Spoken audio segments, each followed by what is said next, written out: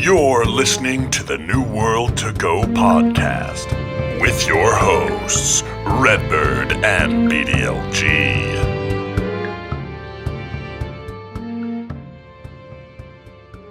Hello and welcome to another episode of New World to Go. I'm your host, Redbyrd, and with me is BDLG. Bordy, 1 year, dude. Today is our 1 year anniversary of New World to Go. Bro, it's pretty wild, man. It went by so fast. 52, episode 52, 1 year. That's crazy. Exactly, man. 1 year. As you guys listened, probably we had our 50th episode where we had our buddy Taken on. So now this is another milestone, probably pretty close together, but still, dude, it's been a year. So we're gonna dive into or kind of talk about our year experience with New World and covering it, and hopefully another year to come of covering the game. I think we're both excited for that as well. And then we're going to hop into the rest of the patch notes that we didn't cover on last episode. Some interesting stuff at the bottom of that page if you look into it. So we're going to talk about that tonight. But first, Bordy, let's tell people about our YouTube channel. You want to do it this time or you want me to? I'm chronically the one that has to self-promote, so... Yo, dude, youtube.com/Studio Loot. Boom. We post Monday through Friday, 8 o'clock a.m. CST. There's a new video for you every day during the week, man. We do tons of New World content on the channel, plus a lot of other cool stuff, so go check it out. Yes, sir. Great job, Bordy. Thank you, dude. All right, man. So let's get right in here, dude. It has been exactly 1 year since we started covering New World, man. Woo. And it's been fun, dude. Obviously, at this point, we thought we were going to be actually covering a game that was out, which is something we can talk about a little bit. But, dude, there's been tons of things and tons of changes this year. I think a lot of good progression on New World in the development phases and in the alpha client. So, Bordy, real quick, I'd like to go ahead and, since this is our annual or our first year anniversary, dude, we'll look back on the guests that came on the show. A special thank you to these people, and I look forward to having these guys on again sometime soon, which was McLeod and Commander Ace, both of the New World Order podcast. The New World Order Show, I think, is the name of the podcast, but they do it on YouTube and on Twitch. If you guys haven't seen that, you should definitely check that out. But they've both been guests on our podcast. They're both nice enough to come on. And, dude, we're very thankful. It's good to have community, right? It's awesome to be absolutely, dude. With people that are passionate about the game like we are, and those two are definitely that. Yeah, I just want to say a big thank you to them, too, for coming on. It was a lot of fun. Those episodes were a blast, man. Both of them are very knowledgeable about the game and just fun people to talk to overall. And it was cool to get to talk to them, make friends with them, and hopefully that friendship carries on throughout the game, man. That was exciting, dude. I very much enjoyed that. Yeah, and again, we look forward to having those on again. And then our last guest, we only had 3 guests in our first year of the podcast.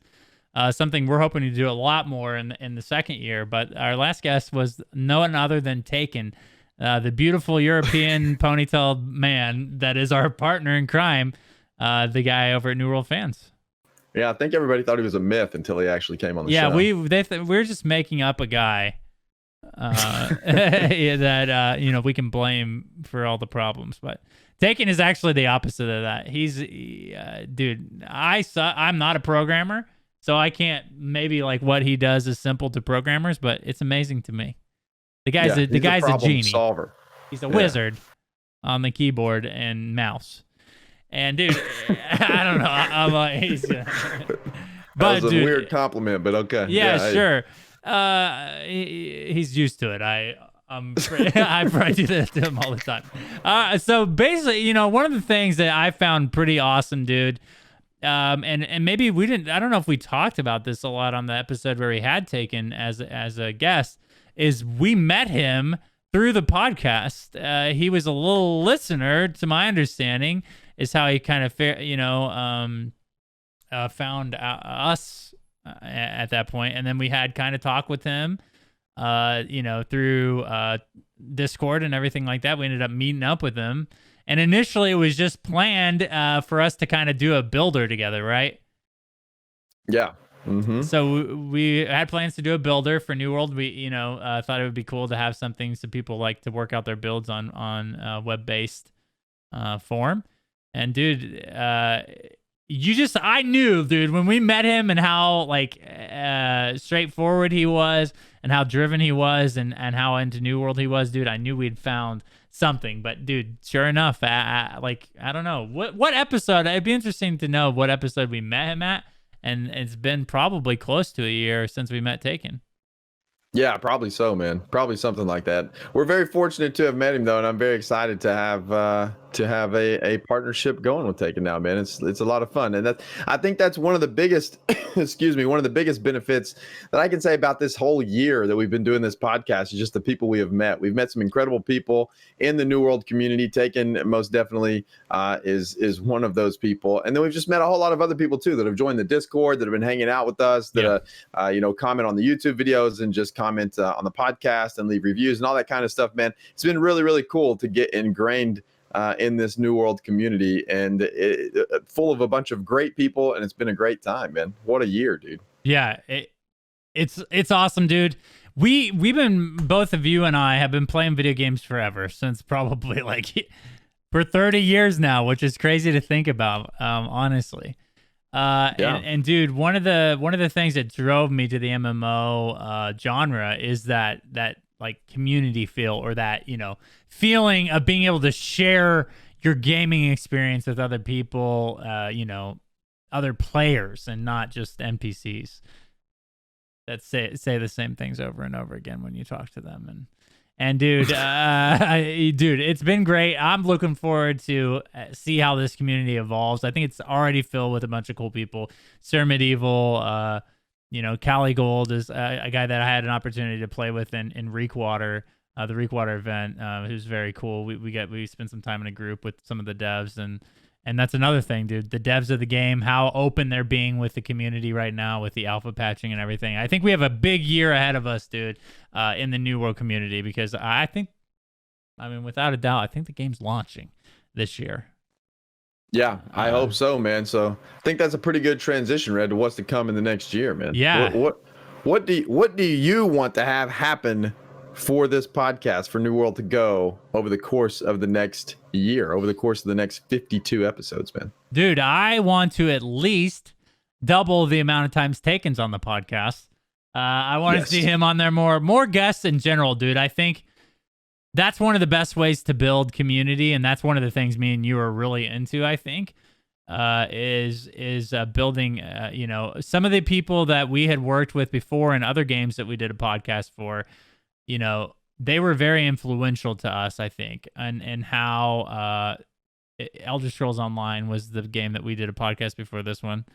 And the people that we had on the podcast and people we worked with in that community, and how focused they were on creating a positive experience for everybody in the community, but more so about the creators and having that, that feel of family. They have that hashtag on Twitter they use all the time, the ESO fam, dude. I'm interested in creating something like that for New World. And dude, I would love to have more guests on, more people that are,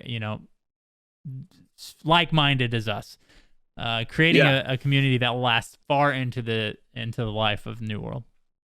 Yeah, absolutely, man. And I'm on the same page, man. That's what I'd like to see out of the upcoming year as well. Just we're going to keep pumping out episodes, man. And hopefully there's going to be some people that want to come on. And as the game releases, I think that we'll be able to pull in more people then. Because I think there's going to be more creators come on board for New World once the game launches. And so we'll be able to kind of reach out to them, I hope. And hopefully they'll be willing to come on the show. And I hope we get a lot more guests too. And hopefully... dude, I hope we can get, maybe a dev on, somebody from the team. Wink, wink. That'd be great. I'd love to have that discussion. That'd be awesome, man. So, I'm excited next year, man. I cannot believe we've been doing this for 1 year, bro. 52, episode 52. That's insane, man. It's crazy. It's wild. Crazy to think about, dude. It's really crazy to think about. I mean, we've been podcasting for a year and a half. I think how long did we podcast on ESO to go, which was our first podcast. Dude, I don't even know. It was man. almost. I It was don't like know. 30 something episodes, so I was probably closer to like a quarter of or 3/4 of a year. Yeah, when we did probably something like that. but again, I love the medium. Podcasting is a ton of fun. Me and you both like talking video games on and off podcasts, so it's cool to have these to look back on, dude, and many more to come, man. I know for sure. Me and you are both extremely into New World, and look forward to doing another year or 2 or 3 or 4 with you, dude. It's gonna be a ton of fun. Yeah. I hope New World lasts a really long time, and I hope we can continue to do this for the duration of the MMO. Man, that'd be dope to have a 5-year running podcast over one game. That'd be sick. And I also want to just give a huge shout out to all of the listeners out there too, because we wouldn't still be doing this show if no one was listening, right? Like if no one was listening, I wouldn't be inclined to get on here and do this show every week. As much as I do enjoy it, there has to be somebody out there to listen for me to want to do it. So thank you very much for listening to New World to Go and for supporting us across all of our other platforms, New World fans, and the YouTube channel. The YouTube channel, Red, has been growing like crazy, man, and I think part of that is attributed to this podcast. And so just a big thank you to you guys, man, for sticking with us for a year. I think I'd be interested to know how many people we have that have listened from our first episode and are still listeners now. I think there are those people out there, and to those people, dude, comment. You are put a MVPs, comment in the man. YouTube video. Yes. So, Please. and that's one thing that it really has inspired me or keeps me going. Like you said, the fact that the game got delayed and we still have people that are interested that come every week to listen and watch the VODs is really inspiring to me, dude. Because again, the community is a very important. And it seems like we have a good chunk of people that are interested in New World, that like to communicate and participate in the discussion. So it's good to have you awesome. guys. I echo your sentiment, Bordy. Yeah. So yeah, guys, that does it. I know this is probably less entertaining or fun for you guys as it is for me and Bordy to kind of look back on our past here, but hopefully you enjoyed the retrospective. Bordy, let's hop into the main topic here. Yeah. Today on today's podcast, we're going to talk about the rest of the patch notes. So basically, we covered almost everything last time, but one of the things at the bottom that we did not cover that I think is also equally important and something we'll probably cover in some other YouTube videos as well are the upgrades to questing and progression. So these are very important to Bordy, I think, in the realm of New World, because I think it's what we're going to be doing a lot of as we kind of, first experience New World and kind of get in there and try to get to endgame. This is important because I think this has a lot to do with player retention. If you're having a really bad time questing and progressing through the levels, I don't know if a lot of people go ahead and stick it out to find out what's at the end of the game. Right? I mean, that's just kind of one of those things that I think a lot of people, first impressions are important. Let's just say that. That's something that is basically fact at this point. So I think as the questing and progression changes occur, I think it's very important to the New World team and for the players to get this right. So here's some updates, Bordy, that they made in this last alpha patch. So, settlement updates. They changed the way that settlements work now as far as when you level up your settlement to different tiers. So visual variety has been added to specific settlements. Now all settlements have a unique layout. So, Bordy, this was a complaint from the alpha or the preview event because people were saying they just copy-pasted the settlements. Yeah. This is a great move on their behalf because it did. A lot of the settlements did look like a copy paste, if we're being real honest here. So I'm incredibly happy that they added a lot of variety, because now whenever you move from settlement to settlement, hopefully you get a much different experience from each zone or each area you go into, which is exactly how it should be. I wouldn't expect to go to one city, in real life and it be exactly the same as another city that I was just in. So I'm very happy they added this, Ben. Yes. And along with that, dude, they added crafting station changes. So basically, crafting stations now visually upgrade with each new tier, making it easier for players to visualize and distinguish the levels of each settlement's various stations. So, dude, I thought this was a really good change because of how important it is to have those different tiered stations in settlements. There's, now 5 different varieties of how they'll look as they progress. And if you go over to the website on the patch notes, they do have the different stages of each. I think this is a cooking one or the kitchen. Yep. And so, dude, it's really, really cool to see how that progresses as it levels up, man. And again, just adds more character to the game, which is good. Yeah, perfect. I love this change for sure. It's awesome. All right, so questing. Questing is going to be a very important thing in New World, obviously. In most MMOs, is how you level up. So here are the changes that they made to questing thus far, or with this patch. The starting experience through to the acquisition of Corruption's Bane, which is the tool that you use to do portals, has had many tweaks and alterations for progression flow.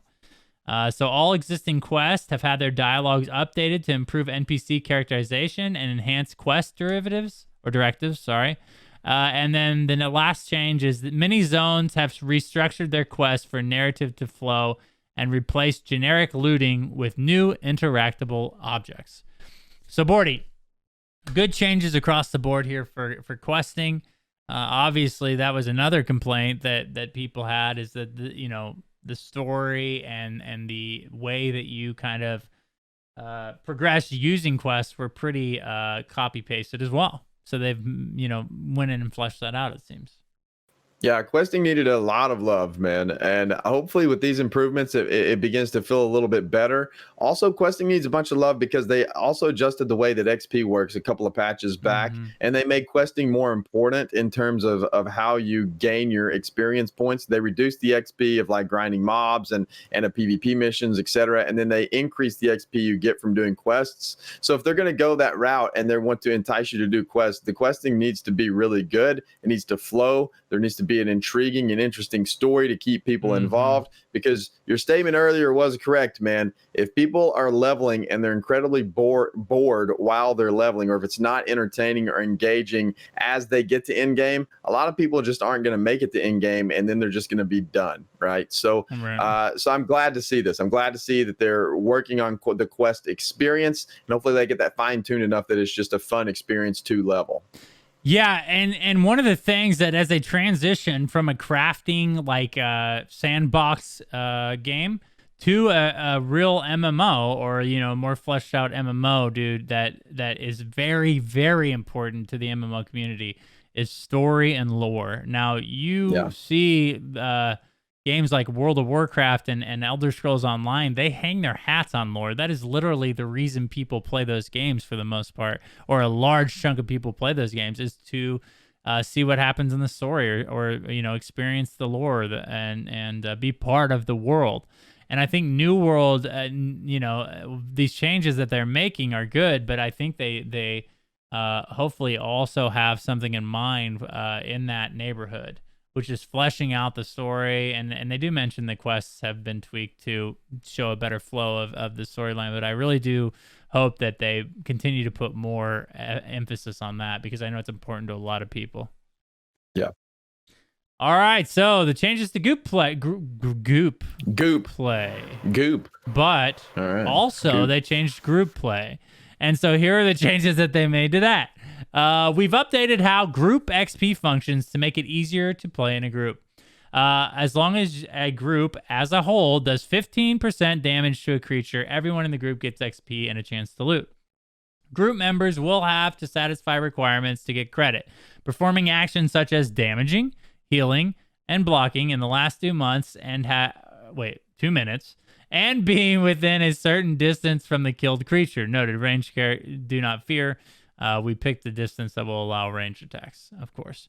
Adjusted the amount of XP that is granted when an enemy is killed by a group. Previously, everyone got full XP.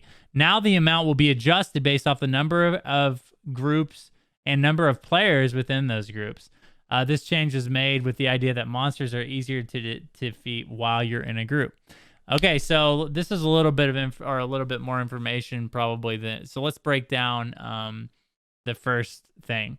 So this was a big complaint in the preview event, for sure, is that the way you gained XP in a group was so inconsistent. It was just, frustrating to a lot of players because, sometimes you get XP, sometimes you didn't. So now they basically have set the precedent of how you get XP in a group. Yeah, this is a good change, man. I think we did go over this one in the last episode, though. I think we skipped over the UI improvements and the settlement stuff, but I think we did talk about group play in the last episode. But overall, yes, this is a fantastic change because this was a big complaint previously, and rightfully so. And it looks like they've adjusted it, they fixed it, and hopefully, I would imagine they'll have to fine tune it as time goes on. But it seems like they're working on it, and hopefully they'll get it right. Yeah, I want to say we did glance over a lot of this last episode, but we didn't necessarily talk in depth like we did the other one. So, group members will have to satisfy requirements to get credit. This is again important for the style that they're kind of going to, or the gameplay that they're trying to lean into, which is like your holy trinity. So damaging, healing, and blocking are all going to be the prerequisite, to satisfy the need to get XP. But again, you still have to meet that 15% damage. Your group has to deal at least 15% damage to a creature. So this is interesting. These two changes combined, Bordy, because that's something that used to be popular in MMOs back in the day when I used to play was kill stealing. And so now it seems like, if you're a solo player and a group comes in and just, can technically steal your mob if you can't do 15% of damage to it before the group gets it. Yeah, maybe so. I guess. I don't know that I've seen a whole lot of that going on in the preview, but maybe. I don't know. The way that New World's set up, I don't know that that's going to be a huge ordeal, because it's not like you're going to grind mobs for XP anymore either because of the questing update. So I don't think you're just going to be out grinding mobs and you're going to have these big groups that are coming to your grind spot to steal your XP as a solo player. I mean, I guess it could happen, but I don't think that that's going to be a huge concern in this game, to be honest. Probably not, but... it's interesting to me that, they continue to push towards this. Obviously, it's going to be very challenging. Like you said, if questing is the only way to level, a lot of these things, as far as group XP and killing mobs and everything, may not be as important anymore than they would have been back in the preview event. Just because, like you said, they did nerf XP gain to mobs pretty significantly in the last alpha patch.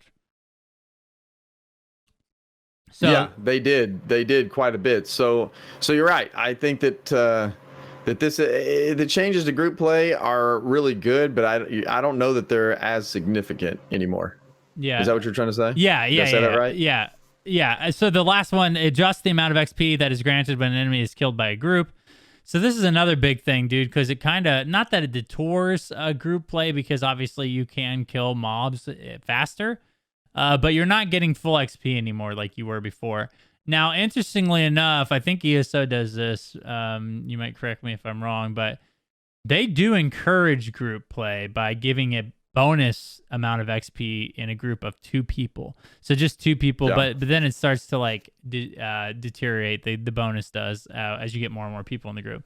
But it's interesting to me that you take the hit right away. As soon as you join a group, you will be getting less XP than you would solo. Yeah, and that's a good point. Being in a duo group, maybe being in a duo group, you just don't get reduced XP, but then anything after that you would, instead of just taking a hit right out of the gate. But I see where they're going with this, and it is. I mean, it says the change was made with the idea that monsters are easier to defeat while playing in a group, which is true. I mean, you're rolling around with a group of 5. It's going to take you 2 seconds to kill a mob that would take you 30 seconds previously. So, I mean, I get the idea behind it, but you do want to have things that encourage group play as well in an MMO. Yes. Yeah. And that's, again, a lot of the reason why people play MMOs. So, hopefully the XP loss is not significant, or significant enough to notice or detour group play. So that'll be interesting to see. The last thing we have here is factions and territory. So they adjusted certain values in preparation for an upcoming larger feature that will reward both company members and everyone in the faction that owns a territory with some cool new benefits. And here are the benefits that they have.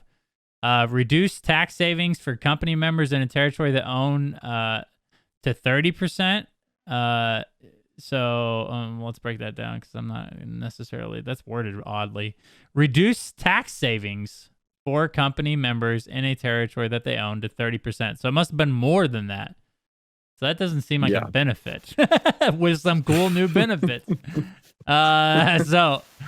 Reduced housing price savings for company members in a territory that they own to 20. Another nerf. Reduced gathering bonus for company members in a territory that they own to 10%. So these are nerfs. Yeah, but I think it says adjusted certain values in preparation for an upcoming larger feature that will reward both company members and everyone in the faction that owns territory with some cool new benefits. So it sounds like maybe they nerfed these in preparation for the larger feature that rewards companies and factions. So I who knows what that's going to be, but that's going to be interesting to see. Yeah, dude. What are your thoughts on this? Love to this? They got to. I don't know, man, because I don't know what the features are going to be or what the rewards are going to be. But the faction and territory system is something that we have talked about a lot on this podcast, and something that needs a lot of adjustments and improvements, in my opinion. Because right now, and I don't think it's just us. I think a lot of people believe that, because right now being in a faction doesn't really mean a ton, or it didn't, during the preview event. It was just kind of felt like an odd thing. You didn't really feel connected. There wasn't a whole lot of reason to go undermine territory or to even gain control of a faction other than the taxes or whatever. And it really wasn't that significant of a bonus. And so hopefully with these rewards, that will entice people to want to undermine the territory and gain the territory more, because that is kind of the whole premise of the game, right? It's a territory control game. That is kind of the end game. That is kind of what you fight for during the entire game. That's kind of the whole purpose. That is the end game, is to control as much territory as possible. So I hope that they have some things in mind to adjust that system to make it more intriguing. And this is very promising, right? To see that they are adjusting some things in faction and territory. So at least they recognize that they need to do something. So it's promising. I just hope that they do a lot of somethings.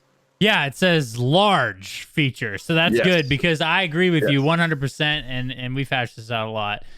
This needs a lot of love, and I think even more so than the questing updates that they're changing, because if you get the end game seems to be faction and territory control. So if there is no reason other than just to change the color of the territory on the map, then there's going to be problems long term for at least the initial life of New World, because like you said before, it doesn't mean a whole lot to control a territory. I mean, you do get to adjust tax rates and everything like that.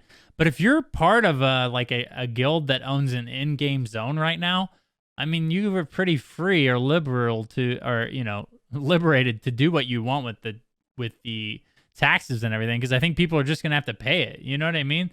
Like, there isn't a lot of, if you start to overtax people and stuff, there should be ways for even your own faction to overtake your company in that territory. And I hope that there is something like that in the future, because I really do think that's important, because, we've experienced a lot of, in the preview event, one faction can take over pretty quickly.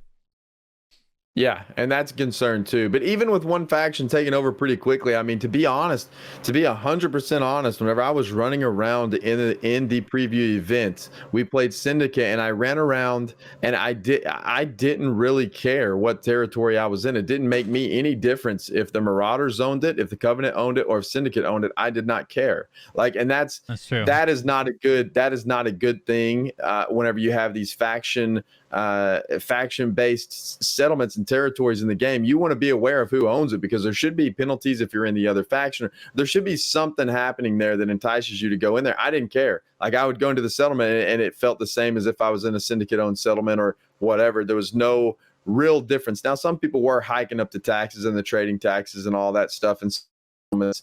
But even with that, it was like, there's really no I had zero incentive, right? Like I just didn't feel any different or any connection. I didn't feel any want to be in a syndicate controlled territory versus something else. There was no risk involved. There was no, so something needs to be done there for sure to make it more meaty, I guess that's a good adjective to use, huh? Meaty. Well, it's good? One of them meaty. You could use, that's for sure. Yeah. But yeah, so you make a good point, dude, because that is something that can really make or break the game for people. If you can, and the best example I have right now, or the two examples, are ones that I used earlier with the story. And that is, I think, Elder Scrolls Online and World of Warcraft.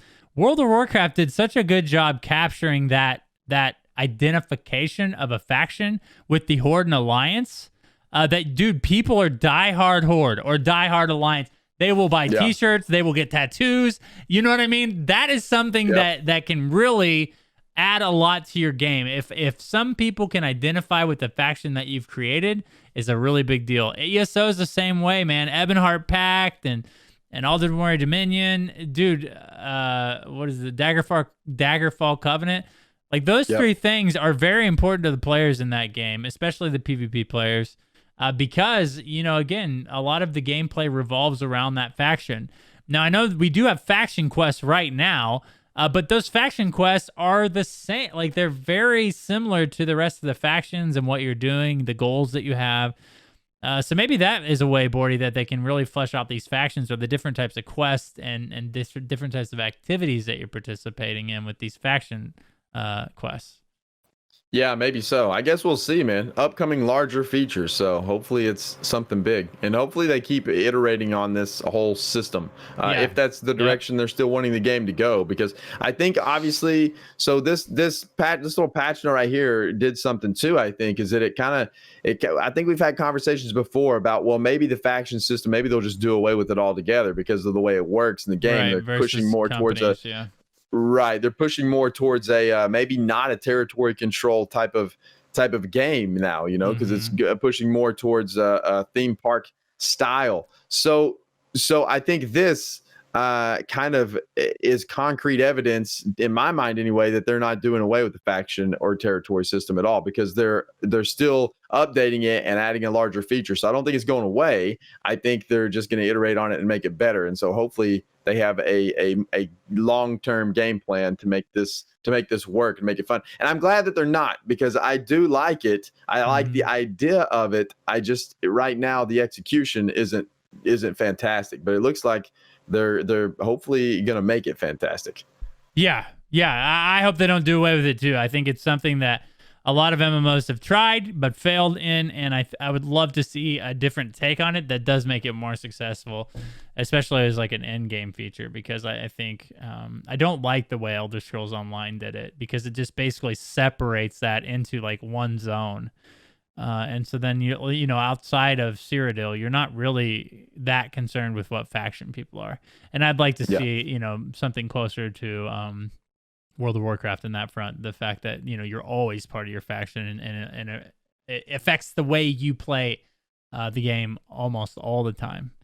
So hopefully they can figure out something like that, dude. All right, man. Well, that does it for the patch notes. You have anything else you want to add in here when it comes to, kind of tying these things in a nice little bow? I do not, man, other than, 1 year. 1 year, bro. And a big thank you to everyone again. It's dope. We're 1 year older. New World's 1 year closer to launching. Lots of cool things have happened in this year. I hope it's not 1 year closer. I hope they're like way closer than 1 year. No, I'm saying like a year has passed. They're a year closer to launching. I mean, dude, there's never mind. All right, why don't we just go ahead and go to the I was gonna say something about COVID, but I don't even want to give it the time on the podcast anymore. It happened, you know what I mean? All right, guys, so that about does it. But first, let's go into our oh my gosh. Company of the week. I'm okay? Go ahead. Company of the week. I about choked to death. It's no big deal. Okay. On my own spit. That is nasty, Sorry, dude. dude. I don't know. I just, I know you're concerned about me, so I wanted to inform you of what was going on. Okay. All right. So Anyways, the company of the week. Yes. The company of the week is Easy Company. They are an NA company faction syndicate. Shout out. Let's go. Language English, focus PvP, size 26 to 50. They are currently recruiting. Easy Company is currently recruiting members for release. We want to hit the ground running, and we need your help to do it, they say. Our focus is a 70-30 PvP to PvE ratio. That's so it looks specific. like they're going to be, yes, it is. That is very, very specific. Looks like they're wanting to be very heavily involved in PvP, more so than PvE. Their main goal is to set up in the world as a contender for the top spot on the company roster. We achieved the rank 2 spot during the preview, with several members getting to level 40 plus. Their Discord server will be listed in the description below. Yeah, that's it. It looks like they're wanting to be a very competitive PvP company. So if you're into PvP and you want to be in a competitive company, it looks like Easy Company may be for you. So go check them out. And of course, all their information will be posted in the show notes below for all of you audio listeners, and in the YouTube description below for anyone watching the video. And a real quick shout out to all the companies we've featured on the podcast for this year. This is another great opportunity to do that. I've had a lot of opportunity to talk with a lot of the leaders of these companies, dude, and they're all stoked about New World. It's cool to jump into their community and kind of see, again, how passionate they are about building up a company and a roster for those companies for the launch of the game. And it's just been great. Thank you guys for creating your guys' promotion for your company on New World fans. We really, really appreciated that. And dude, we might have some special stuff for these people in the future. I don't know how close it is. We're continuing to work on it and meet about it. But dude, if you're a New World fans person, if you're promoting your company on the website, dude, we might have stuff in store for you. So we'll see. Bordy, yeah, absolutely. I think we have a lot of good things coming for Studio Loot as a whole. For those of you that don't know, New World To Go is a product of Studio Loot. We do a lot of things under the Studio Loot umbrella, and we have a lot of cool things in mind and headed your way. So I'm excited for the next year, man. For all of for the next 52 episodes of New World To Go and beyond, man. We got some exciting things happening. Yes, sir. All right, buddy. Well, that about does it for our year anniversary episode. We thank you guys so much for watching and listening. We really appreciate it. We look forward to another year with you guys, and we'll see you in the next episode 53 of New World To Go.